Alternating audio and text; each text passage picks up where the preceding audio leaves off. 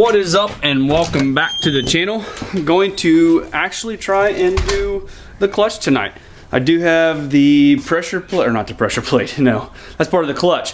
I do have the adapter plate in the truck, and I'll go over that once we get under there, and I'll show you that that does get torqued to 44 foot-pounds, I believe it was, and also I used blue Loctite putting that on. But I did carry my clutch up out of the basement, and I wanted to show you what exactly is in the box before we take it over to the truck. I set it on my little stool there so we can turn it and roll it all around and make life a lot easier, because this is a very heavy box. So let's see what is inside there, if I can get it open. Alright, what comes in this set is your clutch lever,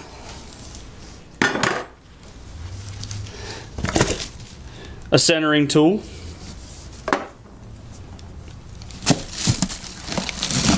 throwout bearing, directions, packing slip, some stickers, and then an attention.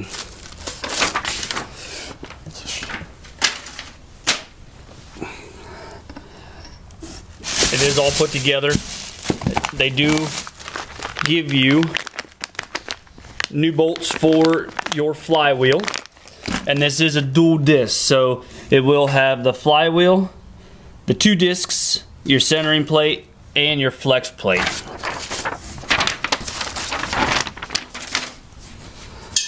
Everything's held together with Allen heads. This all gets torqued once you put it in a truck. I'm sure they have everything in there good. So we'll have to take all the Allen heads out to take it apart to put it in the truck. So we'll grab an Allen wrench and start pulling this apart, and take the flywheel out there and put it in the truck. Alright, so I got everything apart and unpacked. One thing I failed to mention, these clutches are balanced from the factory, so you always want to line up your red marks. When I put this back in there, all these red marks will be lined up. Your discs are marked, flywheel side and pressure plate side. There's a red mark on the on the flywheel there. So we'll get this in the truck first, and then get all the bolts torqued down. And I'll show you what I'm talking about here. What I'm going to do is I'm going to take and go from one of these holes over to the adapter plate. Just make a small little piece of strap steel and go from there. That way the engine doesn't turn as I'm torquing that. The flywheel does get torqued at 101 pounds. Just like the pressure plate, it has a torque of like 44 pounds something. Not the pressure plate, I'm sorry. The adapter plate is like 44 pounds. On the flywheel, I'm going to use red Loctite. On the adapter plate, I used blue Loctite. Just because I don't want these coming apart. Some of the bolts, I think I have the bolts out there. Some of the bolts that you get, they will come with that Loctite already on them. If they do have that, I grind or wire wheel that off and put my own on, because a lot of times they'll come with that blue band of Loctite on there, and I like to use red on my flywheel. So we'll roll this under the truck and get the flywheel put in place, and then we'll just start assembling the clutch as it came out.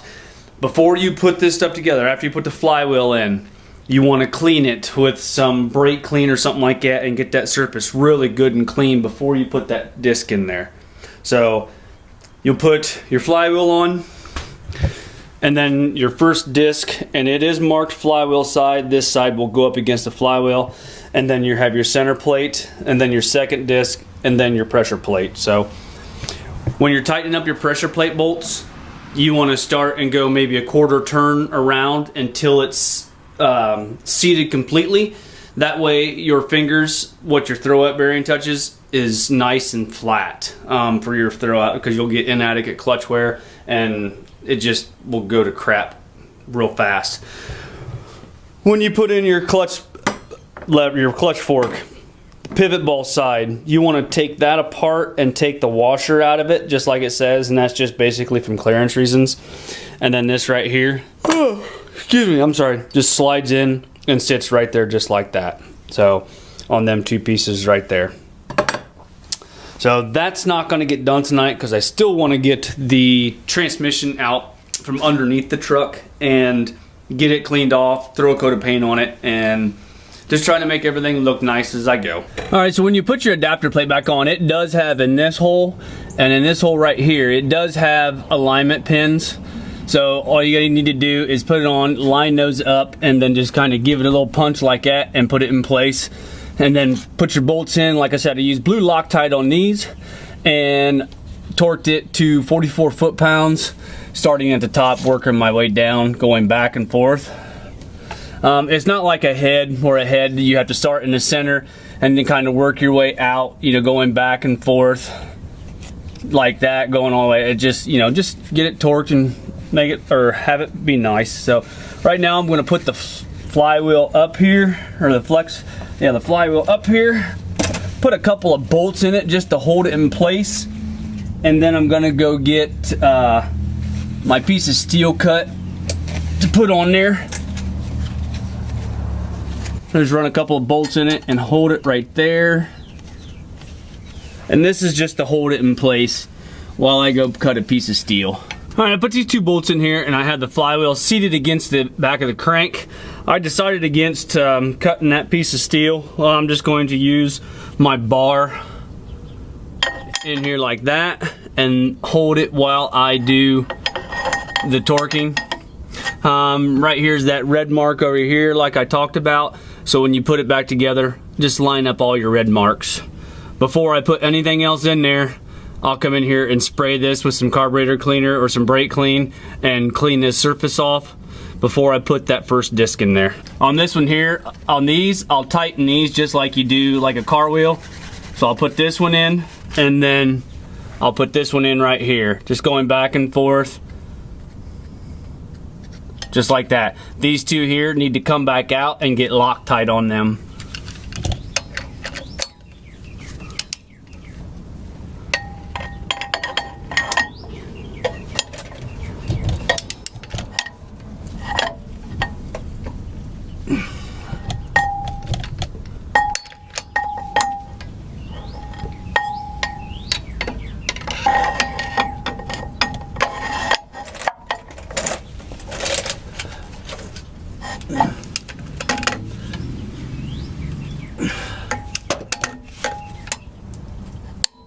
All right, so far so good.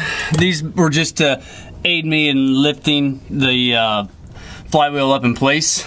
What I did is I took and lined this up with the red paint line, and this bolt was my alignment bolts and center it in place, and I knew those two needed to come out and have Loctite put on them. It's just something that I do.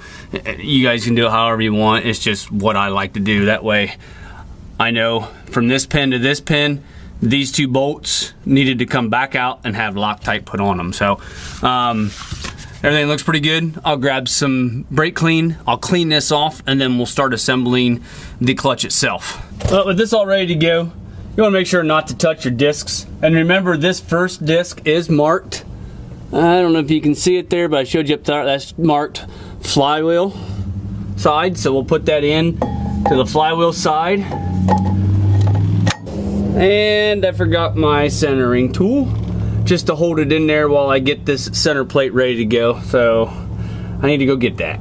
With that held in place with my centering tool, you want to make sure and clean this plate off too, and then don't touch it and get the oils from your skin all over it. And then just hold this in place and pull that out so you can put your next disc in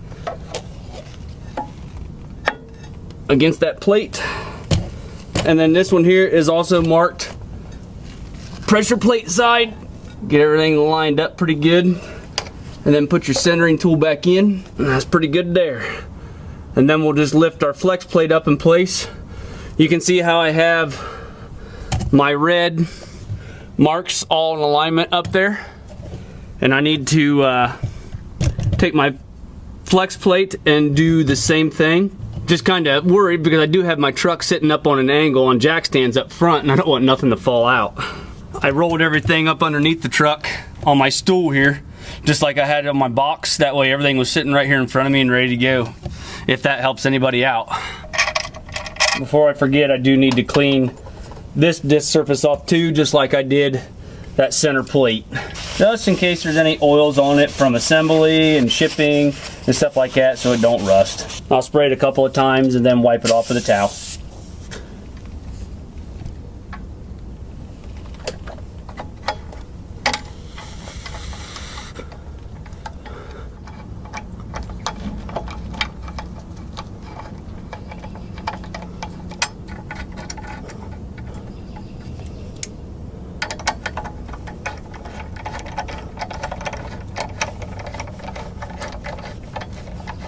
Now you don't need Loctite on none of these because they have lock washers on them.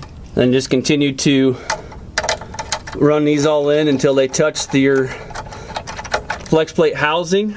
So that's all there is to it. And then when you tighten these up, you just go maybe a quarter of a turn on each one of the bolts until everything is tight and all these fingers are flat and even. You don't want them to be cocked off on one side and then flat on the other. Just continue to tighten those up until the flex plate is tight and also the fingers are all flat, so you have even wear surface on your throwout bearing itself. All right, with the pressure plate basket basically all tightened up and in place, I'm gonna go ahead and leave the centering pin in there, or the alignment tool in there, until I'm ready to put the transmission back in.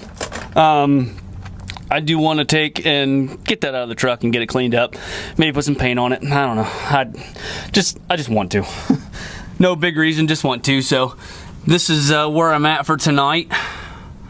You can see how all the fingers are nice and flat all the way around, like they're supposed to be. So as you tighten those bolts up around your outside perimeter, you just want to go a little bit each time, working your way around the flex plate until it's completely tight, and then go around and tighten them. And like I said, these do have lock washers on them, these Allen heads, so there's really no need to put any Loctite on them. It shouldn't come apart. Of course, shouldn't, and maybe not, and you never know. All right, once you get everything back together, if you're doing this, there is a break-in time on these clutches. South Bend recommends basically stop and start driving for right around 300 to 400 miles. Is pretty good. And you know, don't slip the clutch. No hard launches or nothing like that. It does need time to break in. Like I said, they recommend 300 to 400 miles of just stop and start driving is plenty, and then after that you're good to go. It does come with a warranty card that you need to send in, along with a copy of your original receipt, and that way the clutch can be warranted. I guess for tonight that's pretty much gonna do it. That's about all I wanted to get done for tonight. So tomorrow we have rain predicted the rest of this week, so I'm probably not going to get to work on the truck anymore this week. Next thing I want to do is get it down off the jack stands in front, and then I want to jack the back up as high as I can and try and get that transmission out. Try and get that transmission out of there and get that cleaned up and painted. So other than that, I'm still waiting on powder coat. That should be back by Friday, I believe. So that's pretty much going to wrap it up for tonight, guys. I appreciate you watching very much. Hit that like button, give me a thumbs up, subscribe if you have not already done so, and we will talk to you guys later on. Bye-bye.